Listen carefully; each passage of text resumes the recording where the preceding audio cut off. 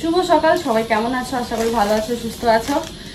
2 দিন ব্লগ করিনি, এডিটও করিনি, রেস্ট নিলাম 2 দিন আর কি। আর একটা চিন্তায় মগ্ন ছিলাম, বিশেষ চিন্তায়, তো সেই জন্য আর ভিডিও দেওয়া হয়নি। তো ব্লগটা শুরু করলাম, তো চলো ব্লগটা দেখতে থাকো। এখন করছি বাবার জন্য সুজি। বাবা যেমন কিছু খেতে পারছে না, তাই কি বলো তো, হ্যাঁ বাবা যেমন মানে সেরকম কিছু খেতে পারছে না। কালকে যেমন বেদানার জুস করে দিলাম, সেটা খেতে পারলো আর কি। তা আমার মা ফোন করে বললো যে এক কাজ কর, একটু পাতলা পাতলা। মাকে বলি যে কেমন আছে, বাবা জিজ্ঞাসা করে মা, তো বলি কিছু খেতে পাচ্ছে না। তো মা বলে এক কাজ কর, পাতলা কিছু দে, বা ডালিয়া পাতলা করে, খিচুড়ি বা সুজি একটু জল জল পাতলা করে সুজি। তো সুজি নিয়ে এসেছে, সুজি আনতে বলেছিলাম।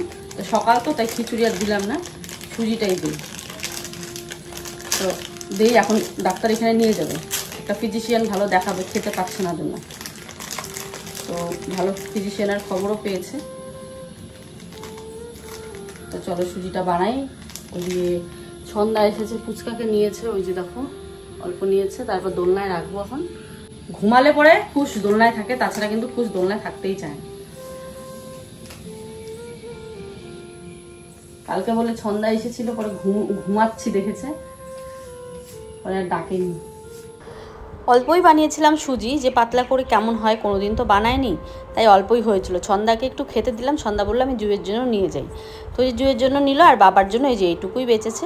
আর একটুখানি 1-2 চামচের মতো আছে, বাবার যদি লাগে তবে নিয়ে যাব। এই যে ছেলেকে দোল খাওয়াচ্ছিলাম, এখন ভাবছি কি করে ও বাড়িতে যাব। বাড়ি ঘরের অবস্থা ভীষণই খারাপ। বাবারা যেহেতু ডাক্তার দেখাতে যাওয়ার কথা ছিল, তো সেহেতু আমি ভাবলাম তাড়াতাড়ি করে বানিয়ে দিই। পরে আবার কি একটা প্ল্যান হলো যে আজকে হবে না, কালকে নিয়ে যাবে। এটা এখন মানে সকালে আমি জানতাম না, এটা পরে প্ল্যান হয়েছে আর কি। তো কি বলো তো, এই খুশোনাকে নিয়ে না, মানে কি বলবো, নেওয়ার মানুষ যেমন নেই, কাকে দেবো আর কাকে না দেবো, এমন একটা অবস্থা হয়ে গেছে। তো পাশের বাড়ি কাকি শাশুড়ি, আমার নিজের কাকি শাশুড়িকে দিলাম আর কি খুশোনাকে। তো কাকি শাশুড়িকে বললাম যে খুশোনাকে রাখবে নাকি প্রতিদিন একটুখানি দেখবে।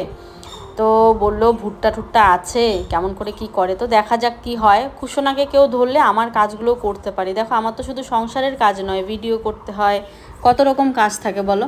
আজকে যদি ভিডিও বন্ধ করে দিই তাহলে কি চলবে? আমাদের চলবে না কিন্তু। আর সেই ভিডিও করার জন্য ম্যাক্সিমাম কিছু সময় দেখো কোনো রকম স্ট্যান্ড লাগিয়ে ভিডিও করি, কোনো সুন্দর নেই, কিছু নেই। আমার নিজেরই ভিডিও দেখতে কেমন বাজে লাগে, যে এটা আবার কি ভিডিও, কেমন করে শুধু মোবাইলটা রেখে করেছি।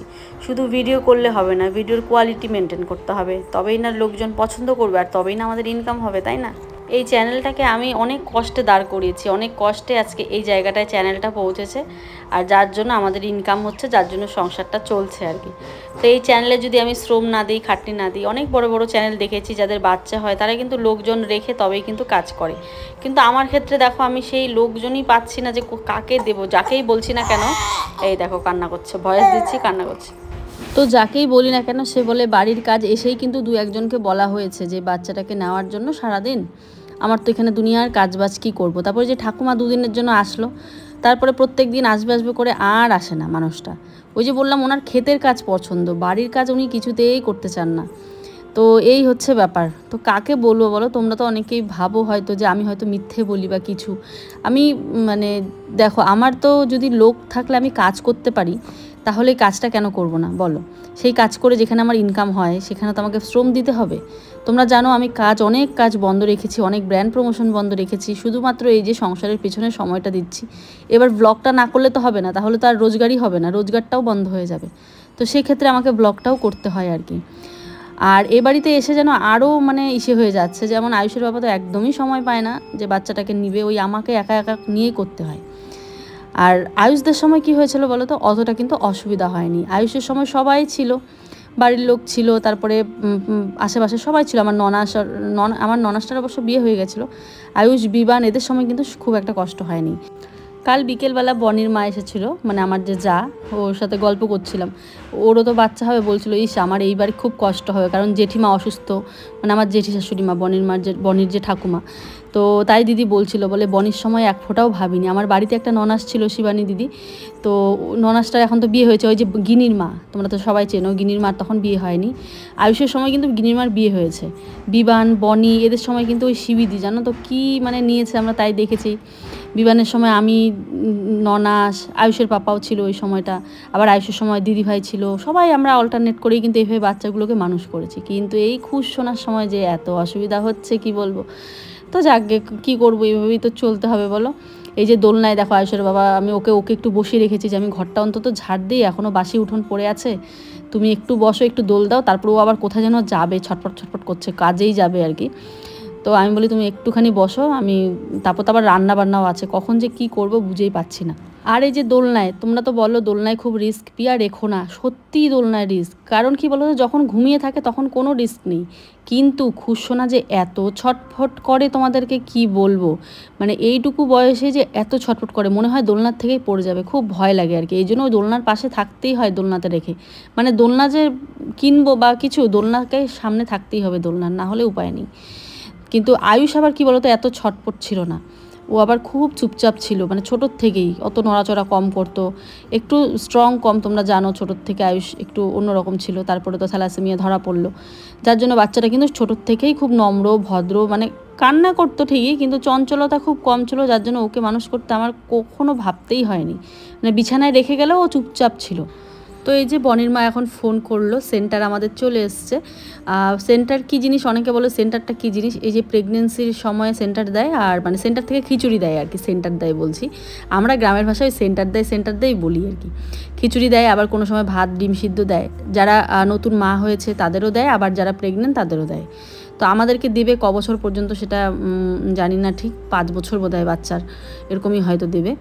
আর যারা প্রেগনেন্ট থাকে তাদেরকেও দেয়। তো আজকে দেখো সেন্টার থেকে দিয়েছে আলু সিদ্ধ, ডিম সিদ্ধ, ভাত, অন্য সময় ডিমের ঝোল ভাত দেয়, আর খিচুড়ি দেয়, ডিম সিদ্ধ দেয়, কিন্তু আজকে ডিম সিদ্ধ আলু সিদ্ধ দিয়েছে। তাই দেখো দিদিভাই আমাকে পেঁয়াজ লঙ্কা টঙ্কা সব দিয়েছে, ওদের বাড়িতেই খেয়ে যাই, কি বলো তো, আবার ভাতটা বয়ে নিয়ে যাব অত দূর, তো এখানেই ও বলে এখানেই খেয়ে যা, থালার মধ্যে অল্প একটুখানি ভাত, আবার ভাত লাগলে ও দেয়, আবার ওদের ভাজা টাজা হলেও আমাকে দেয় সকালবেলা, যেমন আজকে ডাল হয়েছে ডাল দিয়েছে। আর এই বাড়ির জেঠি শাশুড়ি মা সবসময় বলে সকালবেলা এসে খেয়ে যাবা, তো তোমরা বাড়িতে খাও না সকালবেলা, আর মানে সকালবেলা না খেলে বাচ্চা কিন্তু দুধ পাবে না।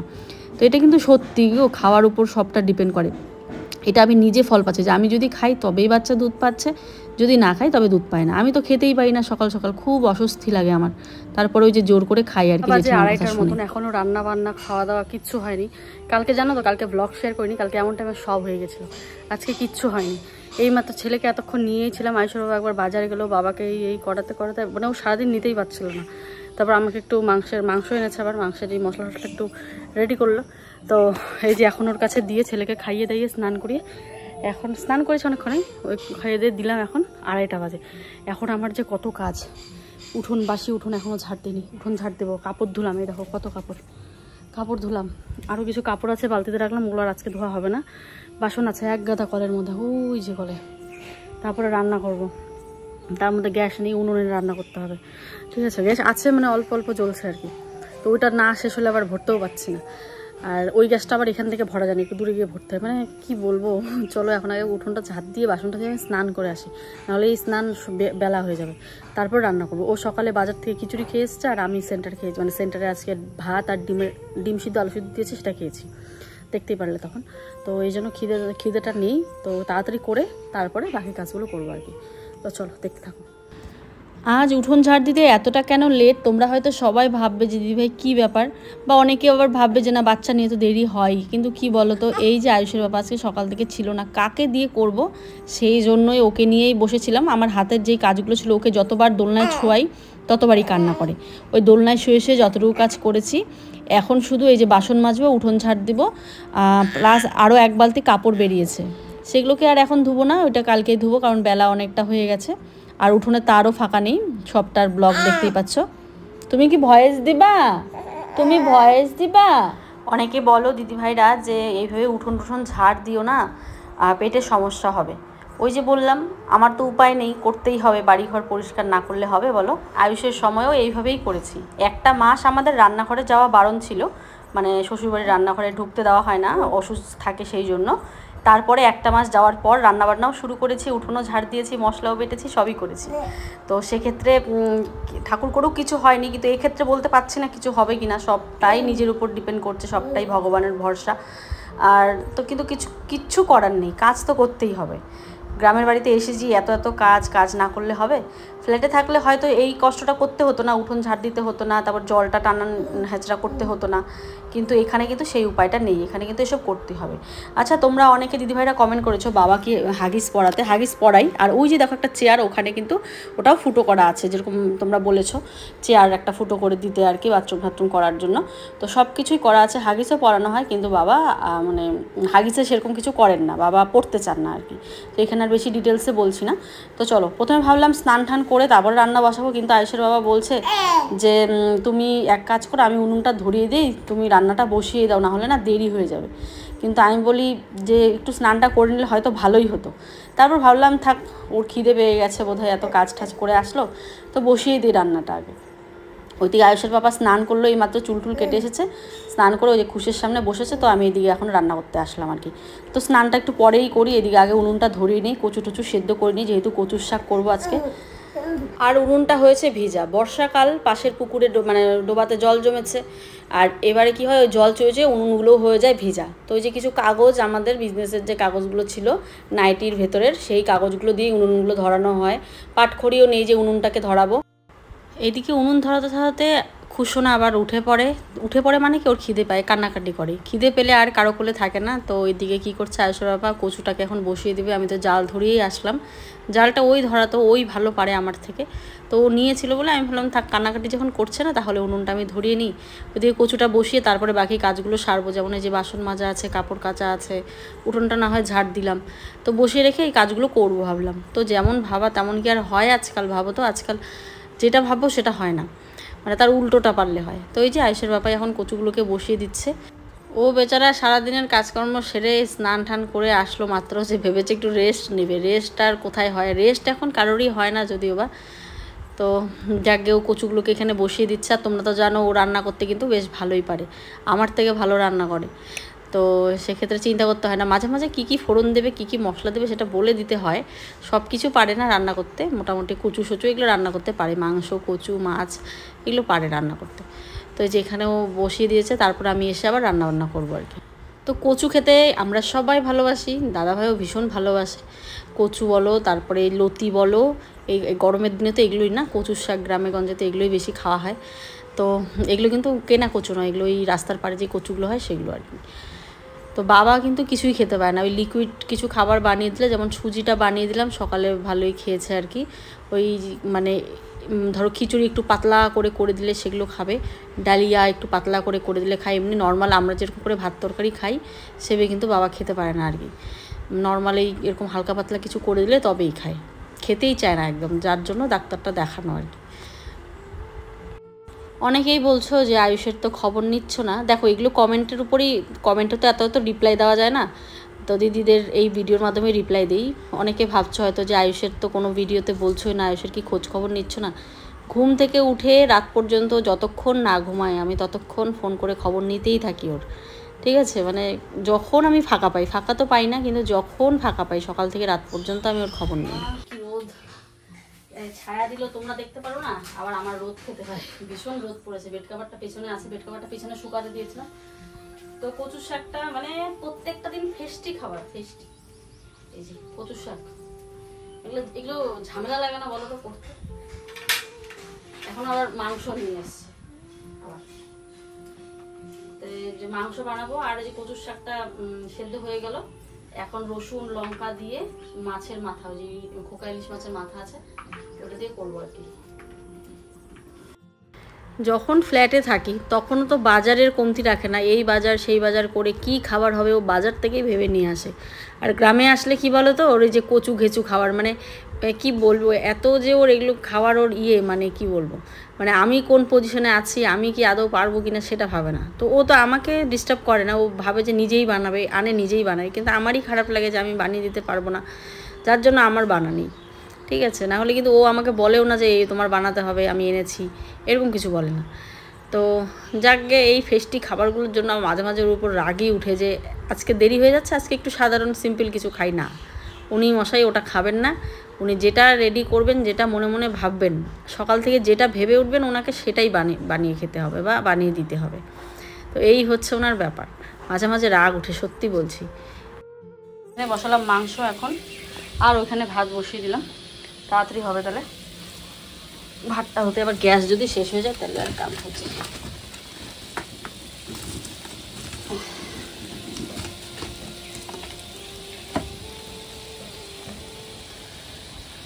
চুলোটা কি বলতো মানে উনুনে মাংস যেইভাবেই বানাম না কেন মানে টেস্ট যেরকম করেই বানাম না কেন আমার তো দারুণ লাগে উনুনের মাংস, টেস্টই অন্যরকম।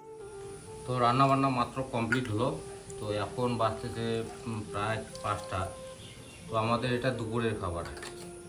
এমন পরিস্থিতি হয়ে গেছে মানে সকালে রান্না করার সময় হয় না, নানান রকমের কাজ থাকে। তো এখন মাত্র রান্না কমপ্লিট হলো। তো মাটির ঘর থেকে সব কিছু জিনিস এই ঘরে নিয়ে আসলাম।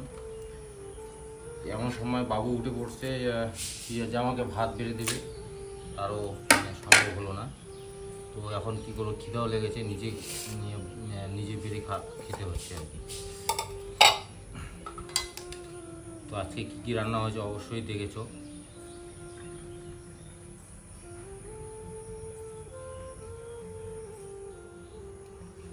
প্রচণ্ড খিদে পেয়েছিল, উপায় নেই, তার জন্য বেশি খেতেও হয়তো পারবো না। তো এখানে কচু শাকটা আমি একবার টেস্ট করে দেখেছি, মুখে ধরে না, খুবই ভালো হয়েছে। তো আমার তো ফেভারিট কচু শাক, খাওয়াটা খুবই ভালো। লেবু আর পেঁয়াজ কেটে নেওয়া হয়েছে। পেঁয়াজ খেতে খেতে তো আরও দেরি হয়ে যাবে, কারণ বাবু এখন মাত্র উঠল।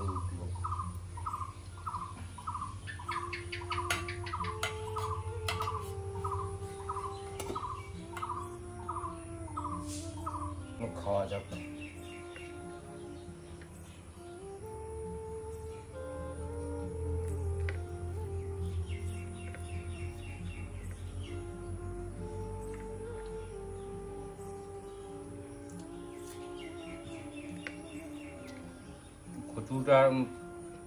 কচুর তরকারির কোনো তুলনা হবে না। কালো কচুর এত স্বাদ হয়েছে মানে বলে বোঝাতে পারবো না। যদি মানে তোমরা খেতে তাহলে বুঝতে পারতে যে কতটা টেস্ট হয়েছে। আমাকে তো ভীষণ ভালো লাগে আজকে রান্নাটা জমজমাট। আর পিয়া কচু শাক টাকগুলো বানাতে চায় না, ওর নাকি ঝামেলা মনে হয়। তো খাওয়ার সময় কিন্তু বেশি করে খাবে, বানাতে আশ করে।